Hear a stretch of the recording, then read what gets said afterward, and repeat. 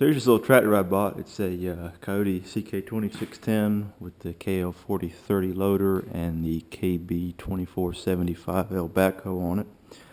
This loader, apparently they're going to be put on all the CK10 series tractors from now on, at least from the dealer that I have. Normally the 2610 tractor comes with the 2610 loader, but apparently they've been having some issues with those.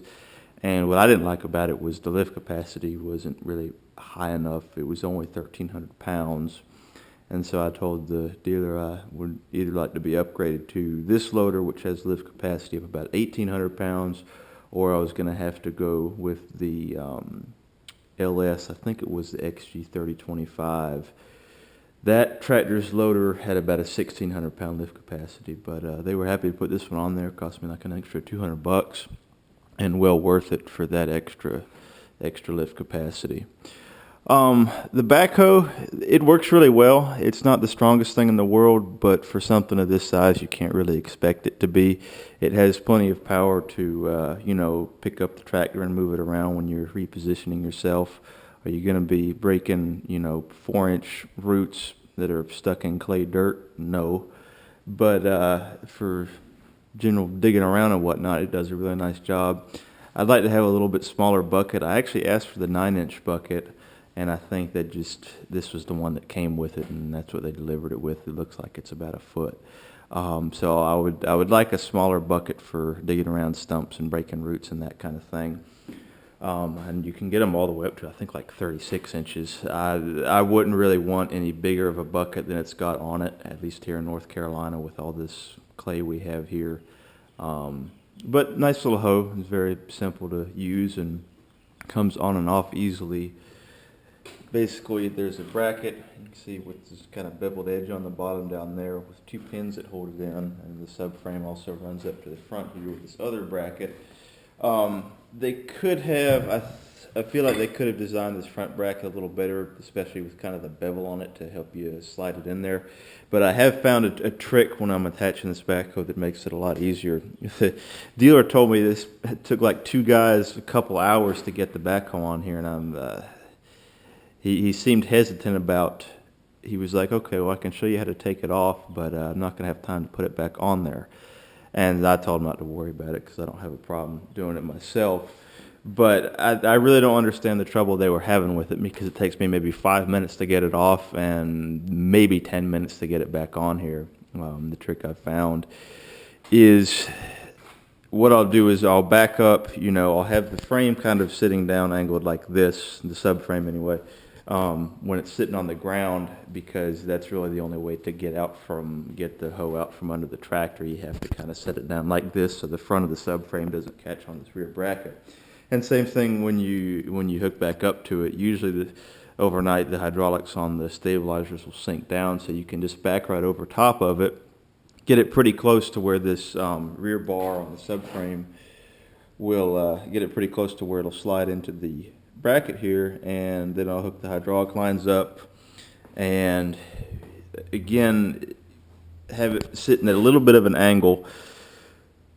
Set the stabilizers down, set the bucket down so it will kind of pick the rear end up a little bit, and then I'll back up really close to where it's just starting to touch or just starting to slide into this bracket on the back, and then I'll let the bucket down a little bit, which will cause the front of the subframe to come up and kind of catch on this section right here.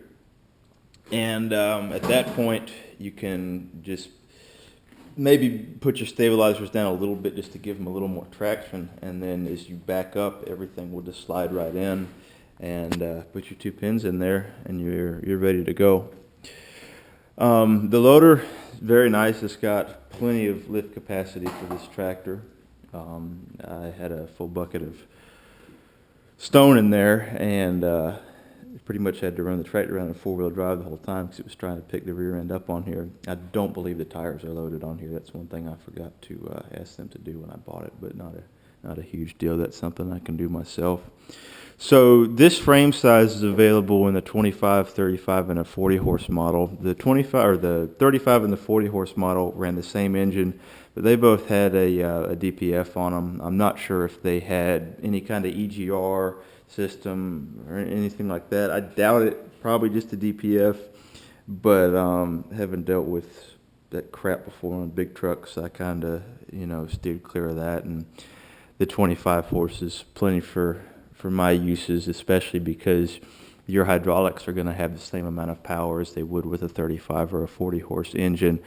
Really the biggest difference that you're going to notice is your PTO power, your PTO horsepower if you're running a big brush mower or something like that. But, like I said, for my uses, this is plenty because probably 90% of the time I'll have loader in the backhoe on here anyway. And, it is a strong little engine. Looking at some of the different manufacturers, some of them had their 25 horse engines sitting at around 80 cubic inches. This one is around 100 cubic inches, and I think the only other one that was around 100 cubic inches of kind of the bigger brand names was Kubota. And so that was kind of a big selling point to me because even though they're all rated at 25 horsepower, I imagine the engine with the larger displacement would have probably a bit more torque. And it looks like a simple little mechanical engine, so, when it's out of warranty and whatnot, if I did have a reason to want to turn it up, I could. Doubt I'll mess with any of that, but, something to think about down the road. So you can't get the CK20, the 2610 in the SE model, although you can get the 35 and the 4010 in the SE model, and that just kind of has to do with little bells and whistles. So what the dealer told me is basically the way I spec'd this one out was like the SE model. It's missing a couple things, like it doesn't have the armrest and whatnot. So over here is a detent remote, and that's the one that the hoe hooks up to, and then I had them at a spring remote right here for, if I ever want to do a hydraulic top link or something like that. I've got the extendable 3-point arms on here. Nice thing about this tractor is you don't have to take off the 3-point arms when you have the backhoe on here, and so they're really easy to use. You just press down on here and you can pull the arm out when you're hooking up an implement. Once you've got everything on there, you'll just reverse into the implement and they'll lock back into place. I'm not a big guy and I hate fighting implements, so that was money well spent on that upgrade there. Trying to think if there's anything else outside of here before I get up in the seat. So I also have the link pedal on here, and what this does, you can kind of see how it works down here. It's a little sticky. I was messing around with the adjustment on it, and I need to back it off a little bit. But what it does is basically when you have it on or have this lever moved up, this little bearing there kind of acts like a cam and pushes up on that bracket. And so it links the hydro pedals with the throttle. It's not perfect, and it's not ideal for all situations. I kind of wish it worked in a different way. I feel like a lot of the times my RPM is way too high for the speed that I want to be going. However, if I adjust it down too low, then I can't get any throttle increase in reverse. So like I said, not perfect, but it is handy in some situations. The thing I really do like it for, if anybody's ever run, a large wheel loader, you've got 3 pedals on there. You've got your throttle, a brake pedal, and then on the left side you have a clutch/brake pedal that when you push it in will apply your brakes, but it'll also kick the transmission out of gear. And so this isn't that same thing. It isn't a brake pedal. I wish it was. That would be fantastic. But it is just like your standard clutch pedal, even though this has a hydrostat on it. But what it allows you to do when combined with that link pedal is, let's say you've already pushed into your pile and you don't want to push into the pile any further, but you still want to bring your RPM up to curl your bucket back and raise your boom up. You can use the hydro pedals just like a foot throttle, basically. The gear version of this tractor does have a foot throttle on it. Honestly, I would have been fine with the gear tractor. I definitely would have gone with the LS tractor. It had, I think, both 12 forward and 12 reverse and a shuttle shift. The Kioti was definitely kind of lacking in the gear transmission part. It had limited reverse speeds and there was no shuttle shift option on it.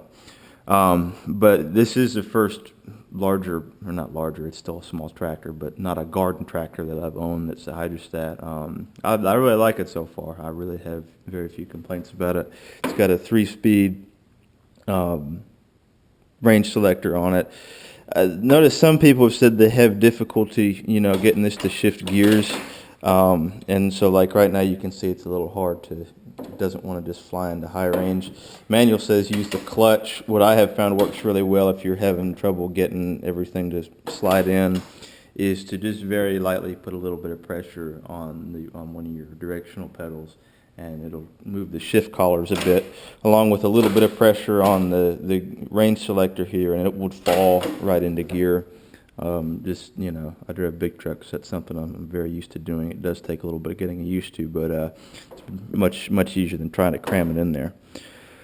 What else is on here? Cruise control. There's just a little electric solenoid that when you hit the switch here, it'll lock the pedal in place, just like that.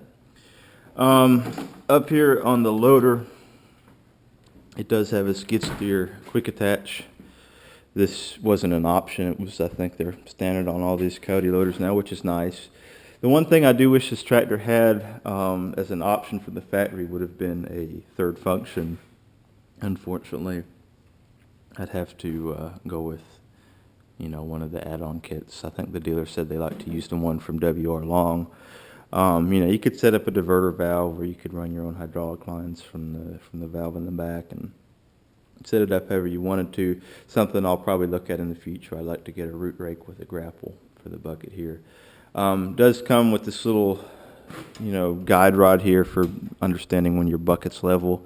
I just put a little piece of tape on here, so when it's sitting level with the bottom here, I know that my bucket is level. One thing I'll show you that I don't really like about this bucket is the way it's designed, but I'll get a little more into that later. So overall, very, very happy with it. Unfortunately, with the way making a video works, it's much easier to talk about the stuff that I don't like about it than the stuff that I do like about it, because it works fine and I have very few issues with it. However, just for the sake of, making a fair comparison to other tractors, here are some things that I think they could have improved on. I'll start with the bucket. Let me move this box. We're in the garage to put the mess here. You can see that the bucket has a bit of a bevel on it. And so if you are just using your float position on your control valve, the bucket is going to naturally pick the cutting edge up off the ground. So you can see right here, I've got a good inch and a half there where the cutting edge has been completely picked up off the ground. So it takes a little bit of getting used to, especially on a smaller machine like this, where the weight of the bucket and the loader arms will kind of cause the hydraulic cylinders to push back a bit. I'll show you a little more about that in a second. Other things I'm not really a huge fan about. With the hydrostatic transmission, you don't have equal speed in forward and reverse. So forward, you can get full speed out of it, but you can't get full speed out of reverse. So I find myself a lot of times when I do most of the work in my medium range, but if I'm doing a lot of backing up, I find myself putting it into high range when I'm reversing, just so I can get that equal speed out of it. A little bit of an annoyance there, and that kind of ties in with my complaint about the throttle link pedal, because I can adjust it so the throttle might, I have it max out at probably about I would like to have it max out at about maybe 1800 to 2000 RPM when my foot pedal is all the way down for forward. However, if I adjust it to do that, and I use it in reverse, I don't get any extra throttle out of it, because again, you've got a lot more travel and a lot more speed in the forward position than the reverse position, and I don't believe that's something that can be adjusted. I just believe that's the way that this machine is set up. Another little annoyance thing, you've got all these lights on the dashboard, and I was reading a bit about it online, and apparently other people have had not really issues, because I don't think it's an issue. I think that just the sensors on some of these tractors don't exist for all the lights to work. So, for example, there's a four-wheel drive indicator light which does not come on when you put the tractor in four-wheel drive. The indicator for the PTO does work.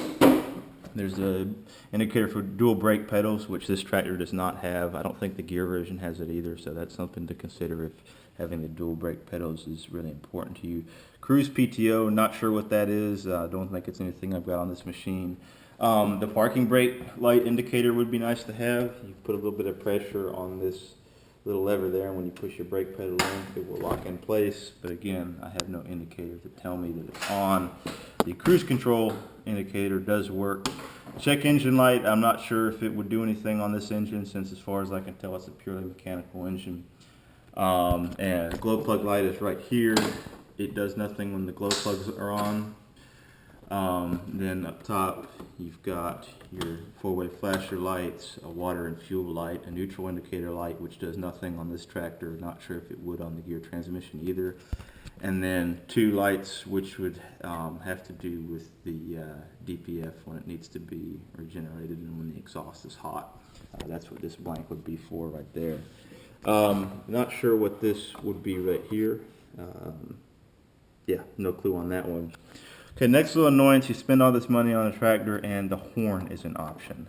So just out of spite, I did not order the horn as an option, because I think it's absolutely ridiculous that they're going to go to putting the switch and everything on there. All the wiring is run to the front of the hood. It's all right there, but they don't just automatically include a horn. That's really cheap. The top link that it came with is really cheap. It's actually in the backyard right now, hooked up to an implement still, because I do take that off when I'm using the backhoe, so I can hang my hydraulic hoses in the top link hanger there.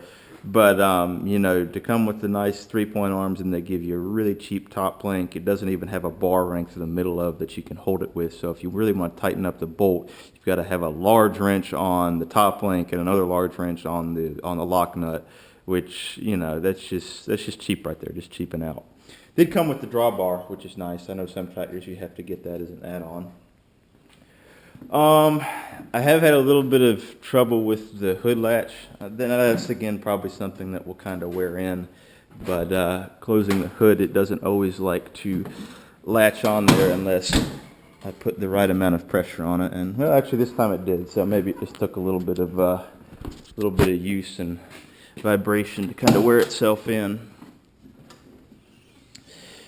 Now, issues that I've had with this machine so far, you can see I've got some hydraulic transmission oil on the ground. I guess when they installed the loader valve, there must have been a piece of a thread still left in this quick connect here, because it kind of chowdered up this through fitting right here a bit, and it was leaking oil out of there. I took it off, and I don't like to use Teflon tape with hydraulic systems, but it's all I had on me at the time. So just put a little bit of Teflon on the bottom, cleaned up the threads, and hey, no more leaks. It works fine. The other issue that I'm actually waiting on the dealer to resolve right now is, I just noticed this yesterday. I've got about 8 hours on the machine, and I noticed some coolant on the ground, and so I went, oh hell, it's a head gasket or something. And let me get my flashlight out here. What it actually is, it's not a huge deal. Should be hopefully an easy fix. Is this freeze plug on the back of the engine here? It looks like when they built the engine, well, it's on the back of the cylinder head actually. Looks like when they built it, this didn't get installed correctly. It might be hard to see on the camera, but it appears that it's got driven in the bottom a little further than the top, so it's sitting in there at a bit of an angle, and you can see where it's kind of weeping some coolant out there. So I called the dealer about it. They're going to come pick it up in a couple days. Unfortunately, they're closed for the 4th of July, and they couldn't get it today, so they'll come get it after the 4th, and you know, I'll give them a chance to fix it and repair it right. Hopefully they don't just think they're going to throw a stop leak in there or something. I wouldn't be happy with that at all. But so far the dealer has been, you know, very good. They were very helpful. The young man that was the salesman, he definitely earned whatever commission he made on the tractor. So, you know, I'll give him a chance to take care of that, fix the problem, get it back to me, and you know, I'm not going to rule it out. Am I happy about it? No. Is it frustrating? Yes. Should it happen on a brand new machine? No. But can it happen? I mean, yeah, you can have a brand new car, it could have problems and end up going back to the dealership. And so, you know, it could be worse, could be head gasket. So all things considered, you know, like I said, I'll give them a chance to make it right, and hopefully all it will be is just a matter of replacing that freeze plug. I thought about doing it myself because it really wouldn't be too hard. I'd honestly probably just remove some of this dashboard bracket stuff and take the hood off so I could swing this all back. Because all the steering is hydraulic. There's not an actual arm that runs down here or anything, so it should be easy to lean that back, and then pull the freeze plug out and put a new one in there. But the machine is under warranty. I'm paying for the warranty, so I feel like I would run a risk of possibly screwing myself if I fixed it myself and they ever went, oh, you know, you mess with this, you might have dropped something in there, or, you know, caused some other issue. So, you know, unfortunately, I am just going to let them take care of it. But overall, very, very happy with the little machine. At first, I was going to go with one of the little Kubota BX tractors, and I got looking into the, I guess it was the standard LO1, which was the larger frame tractor. And that's kind of what got me started into looking at something of this size. It's not a subcompact, it's a compact utility tractor, but it's under that 25 horsepower, or right on that 25 horsepower limit that keeps you under the Tier 4 emissions requirements. It would be interesting to see, you know, if anybody's able to do like a DPF to lay down the 35 or 40 horse engines. But, you know, like I said, for my uses, the 25 horse is plenty. It's a great running little engine. And I will, since, you know, I don't think I've actually lost any measurable, well, maybe a little bit of coolant out of here, but there should still be, yeah, the overflow tank was full the other day, and now you can tell it's lost a little bit out of there, but we still got plenty in the radiator. So I will crank this up real quick and show you my annoyance with this bucket.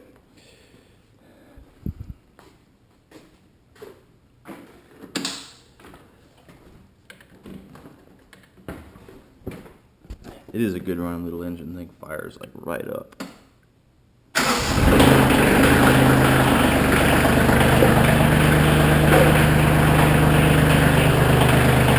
Alright, so I'm going to pick the bucket up here. I'm going to line my little rod up. Now when I set this bucket down, watch how it sits on the ground.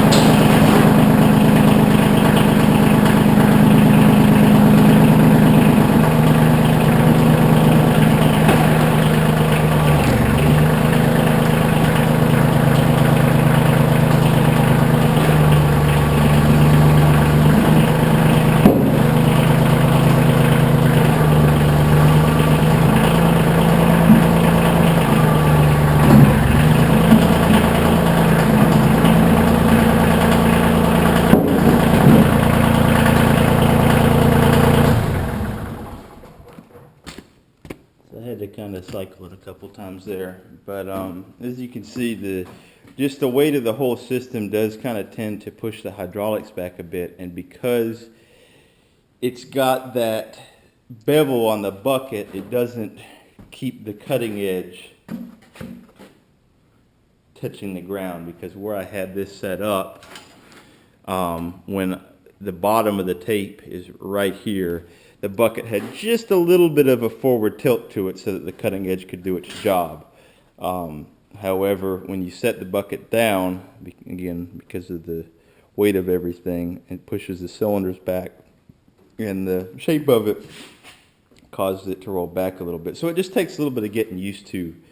You know, I could always move my tape or whatnot, but now I kind of know to, you know, maybe I have the top of the tape down inside the guide rod instead when I set the bucket down, and I know that that's going to allow me to kind of scrape the ground with the cutting edge down. This simple little 3-cylinder diesel. I did get the dual element air cleaner in there.